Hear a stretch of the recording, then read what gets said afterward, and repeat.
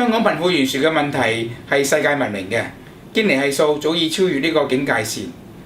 據聞特首嘅施政報告將會係提供呢一個低收入補貼計劃，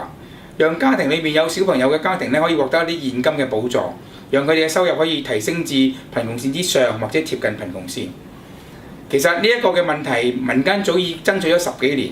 今次用現金補貼幫助呢啲家庭可以話既慳成本又靈活，而且係可以立竿見影。而家政府嘅福利措施大多數都係保利式，針對貧困戶嘅衣食住行，但係佢申請複雜、資格不一，分散喺不同嘅部門裏面，令到市民係好難攞到正確嘅資訊。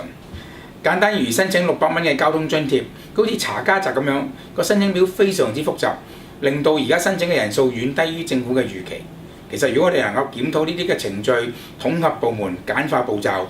我相信對香港嘅市民更加有幫助。